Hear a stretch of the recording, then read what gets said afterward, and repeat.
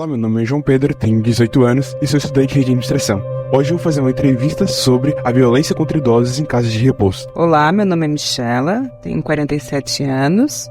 Vou falar um pouquinho da minha experiência que eu tive trabalhando no CRAS de Florianópolis durante 6 anos na assistência social. Meu nome é Juliana, eu tenho 23 anos. Eu sou formada como técnica de enfermagem. Nesses 6 anos eu trabalhei em diversos lugares, né?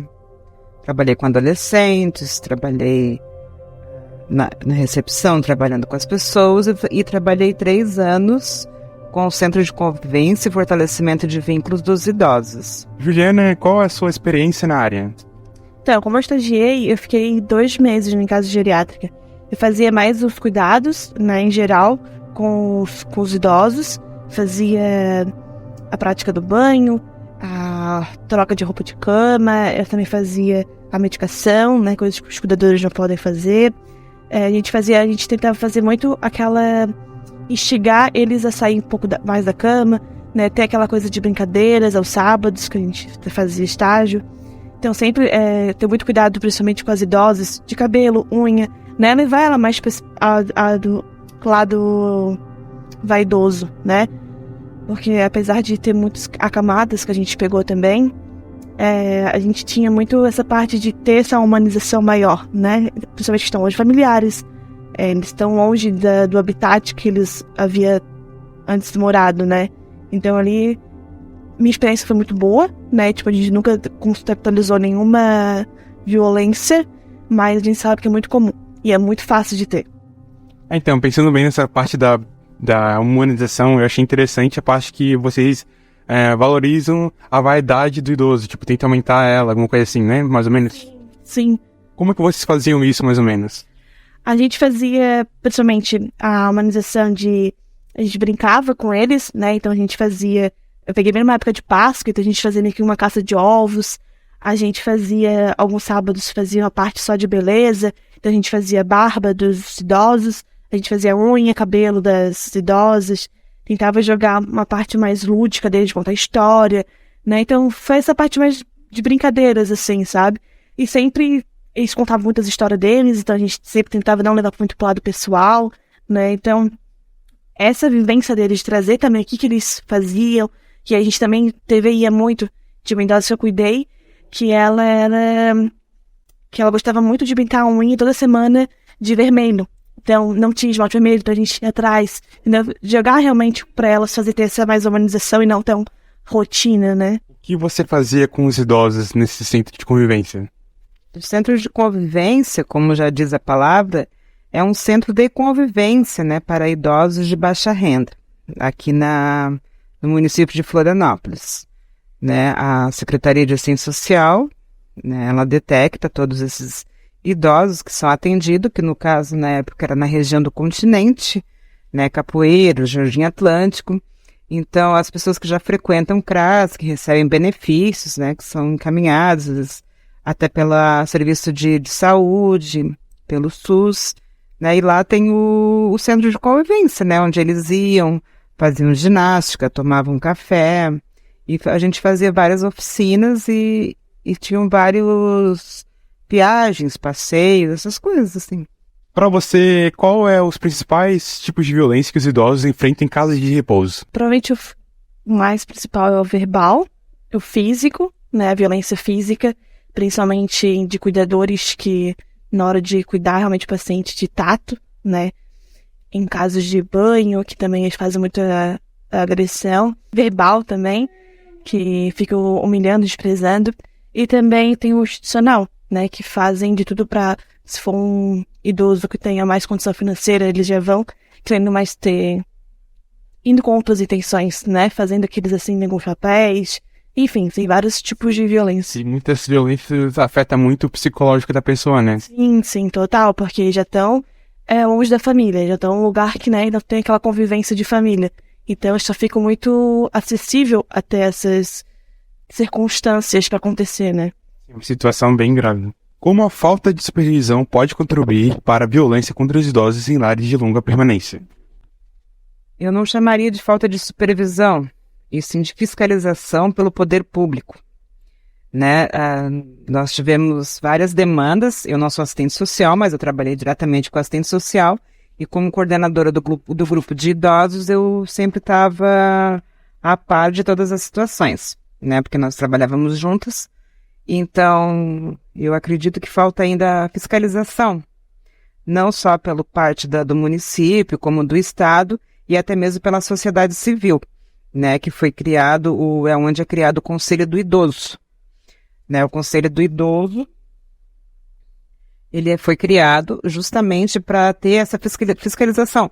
Assim como tem o Conselho Tutelar, que fiscaliza os menores de idade, tem o Conselho do Idoso, né, que ele foi criado a partir de outubro de 2003. Na verdade, a assistência social ela só dá um suporte para que o Conselho possa administrar melhor essas demandas de fiscalização. Para ter uma base nisso tudo, existe o Estatuto do Idoso, né, que ele foi formulado em 2003, é uma das leis que mantém, né, o Conselho do Idoso, o Estatuto do Idoso, é onde os profissionais se baseiam para fazer esse tipo de fiscalização. Não é lógico que não tem uma garantia de 100%, né, mas com o que se tem é feito o trabalho em cima disso. Tá, e pra você, o que você acha que leva os cuidadores a cometerem essas violências contra esses idosos? Eu acho que, primeiro, a falta de profissional nessas casas geriátricas, a sobrecarga deles, a falta dos familiares acompanhar os idosos semanalmente, e também de alguma instituição que vá atrás e veja nas casas geriátricas, ver como é que está a regulação, como é que está sendo a contratação dos técnicos e cuidadores, porque só porque tem técnico ou é cuidador que não pode colocar, então tem que ver o passado também. O currículo é muito importante também. Então, eu vejo que essa parte das famílias não ficarem vendo os idosos é uma coisa bem frequente que acontece e que tem famílias que esquecem o idoso lá até em dias de comemorativos, como Natal, Ano Novo, né? Sim, tem muito abandono de familiar, né? Só joga os idosos na casa geriátrica e acho que é isso, só pagar a mensalidade não é. Né? E muita parte desse abandono também faz parte de também ajuda a toda a violência que acontece lá, né? Sim, com certeza, que não tem um familiar ali perto para ajudar, para ver como é que tá o idoso, gera esse desinteresse do familiar, gera que os cuidadores ou técnicos ajudem essa agressão física, ou verbal ou institucional. Como você acha que os idosos podem se proteger contra essa violência? Pela experiência que eu tive e pelo conhecimento que eu tenho hoje, e até por experiências vividas, né, eu vejo que o idoso sozinho, ele não tem como se defender. Claro que tem muitos idosos que estão em casa de repouso que têm uma boa consciência, ainda não perderam o seu cognitivo, né, ainda tem uma boa locomoção. Aí a gente fala de violência física, né, mas existe também a violência psicológica. Nosso trabalho, o que eu posso dizer? Que a violência, claro, só dando uma ênfase, né? Que a gente está falando aqui de violência nas casas de repousos, mas nós temos uma grande violência do idoso dentro do seio familiar. É onde tem, né, essa discussão muito ainda, será que devemos levar o idoso para a casa de saúde ou não? Existe muito essa discussão. Né, tivemos muitos casos de poder público ter que interferir e tirar o idoso de dentro de uma casa onde estava sendo abusada, tanto fisicamente, emocionalmente, psicologicamente, financeiro, e levar esse idoso para que ele tivesse, né, uma melhor condição de saúde nas casas. Aí, através dessas casas que são mantidas pela prefeitura, ou que tem ONGs, ou até as particulares, todas elas são fiscalizadas, como eu falei anteriormente, né? O que tem que ter mesmo é uma boa fiscalização, né? E o que é muito importante, que é de suma importância, é que a própria família ajude a fiscalizar, né? Porque a casa de repouso ela não é um depósito de idosos, né? Uma casa de repouso ela está lá até para manter e garantir o direito dessa pessoa na sua velhice, né?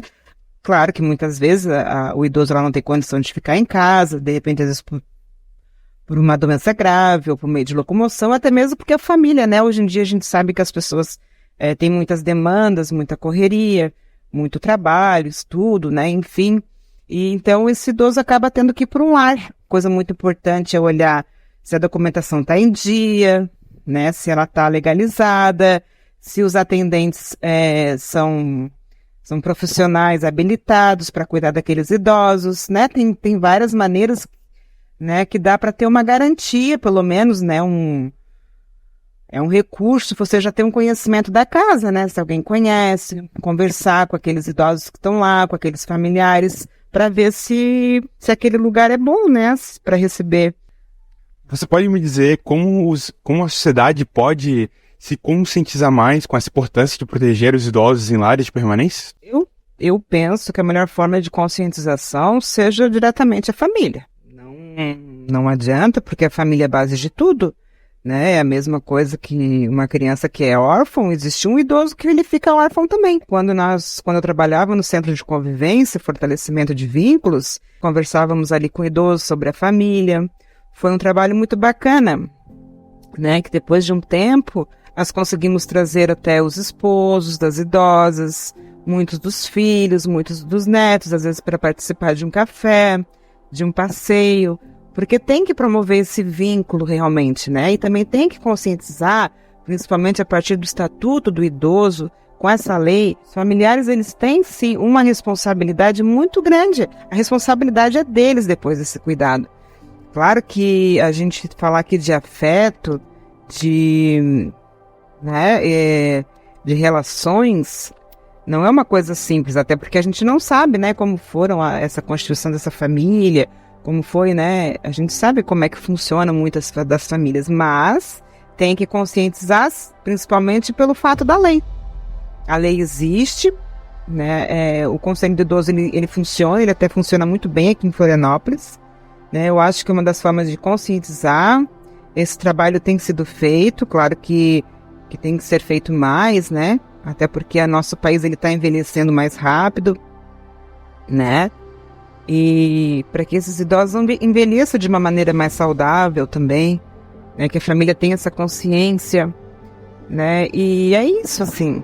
E tem que realmente investigar o poder público, cobrar a fiscalização, né? A lei citada na entrevista é a Lei de número 10.741, de 1º de outubro de 2003, e no artigo 3 é a obrigação da família e da comunidade, da sociedade e do poder público assegurar ao idoso com absoluta propriedade a efetivação de direitos à vida, à saúde, à alimentação, à educação, à cultura, ao esporte, ao lazer, ao trabalho, à cidadania, à liberdade, à dignidade, ao respeito e à convivência familiar e à comunitária. Para denunciar tal violência, disque 0800 644 0011. As entrevistadas foram Juliana Barbosa, Michela Domingos Mila e, por fim, a edição e a direção e a formatação das perguntas foram feitas por mim mesmo. Espero que vocês tenham gostado.